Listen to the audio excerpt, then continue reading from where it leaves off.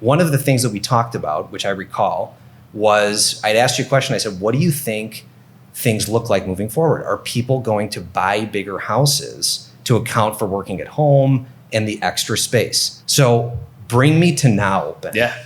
Give me sort of the 30,000 foot overview of what's happened since we've had that podcast to right now.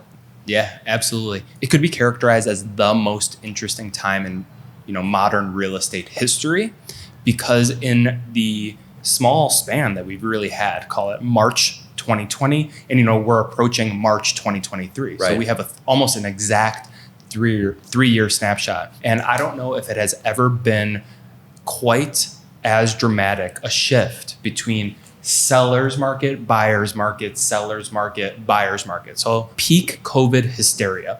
And in my world, that was probably March or April of 2020. Yeah. So what happened was people all froze up. Everyone took, that wait and see attitude.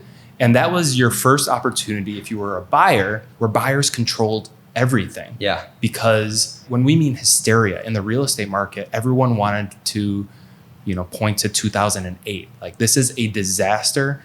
I'm never going to be able to sell my home again. So if you were a buyer and if you frankly had the balls to put your money down and go buy something, right, you could dictate what occurred. That was COVID discount. So when we look back at data and we're like, everyone wants to think that in 2020, and this happened later on, that prices should have gone up dramatically. But when we look at data and we see something that closed in April of 2020 for, $70,000 under asking, we call that the COVID discount. So you had that small stretch of COVID discount. But that didn't last very long, right? No, that was like a small snapshot in time. And right. The people who had guts, they really saw a benefit there. Yeah. And we had a few people, we were one of the largest buying teams in the city here. Yeah. We had somewhere in the neighborhood of 60 deals under contract at the time. Yeah. We actually didn't lose a single deal. So we had people wait it out and they kind of stayed where they were at to, just stuck in there. So when did the tide turn from that little window Yeah. to, I think, what you call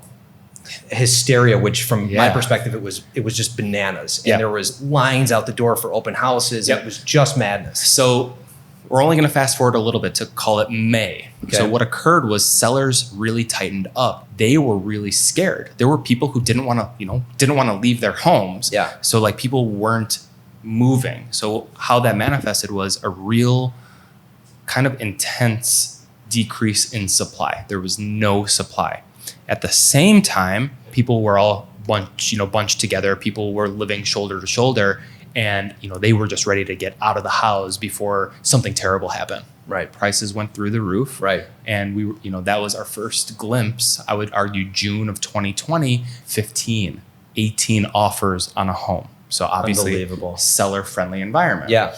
And from there, we had some seasonal ups and downs, but from May 2020 to, I would say, June 2021, mass hysteria. Madness. Yeah. So sellers, that was when we had seller love letters, waiving inspection, waiving appraisals, like offering, the joke in real estate was offering your firstborn with your, with a contract to make sure that you secured it. Right. Absolute insanity. Yeah. Finally, you get, we had like a small little break in, December of 2021 where things felt balanced. Yeah.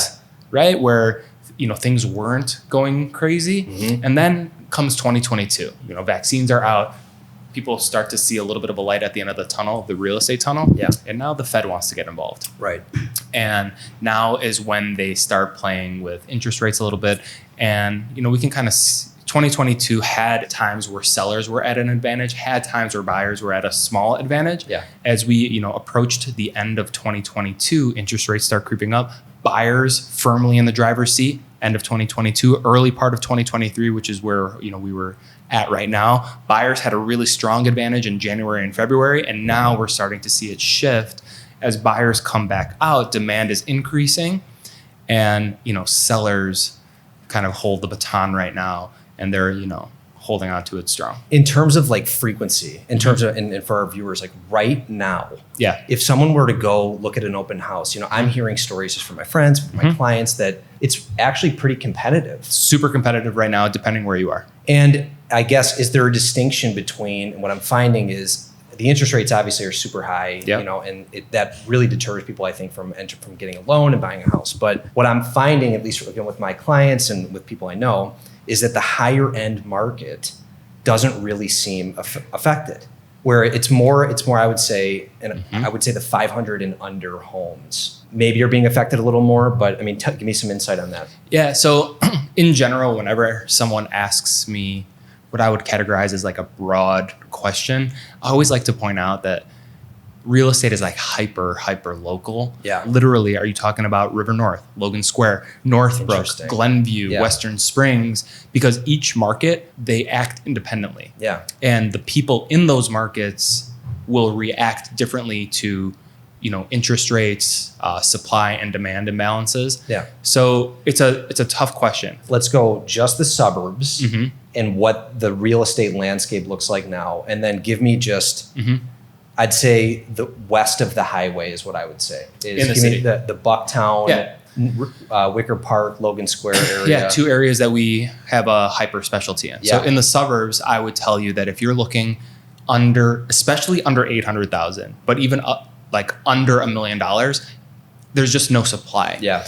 And the supply that, you know, is out there is not the most desirable. And why is that? I mean, Yeah. are you finding that people are just launching their houses at astronomical listing prices and they're just, I mean, what's the phenomenon So I think there? it's less that, though we are seeing some of that. I think the biggest reason, and I think this is the reason why we won't see like this bullshit, you know, real estate drop that everyone, you know, wants to, Right. Yeah, you know, wants to point to. A third of the nation refinanced into a sub 3% interest rate. Which is wild. Yeah. So in effect, what the government did by doing that was they removed a third of national inventory for quite some time. Right. So you have like good product, and these are the products. And when I say product, I mean like a house.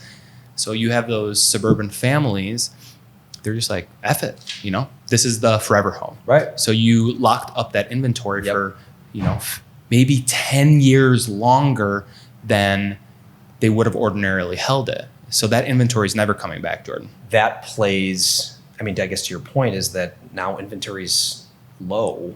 Yeah. And so in those areas where people are locked in, and you know, there was a mass exodus to the suburbs. I Yep. think, you know, the phenomenon would be that there's not a lot of inventory because people are locked into their homes at low interest rates and they don't want to sell them.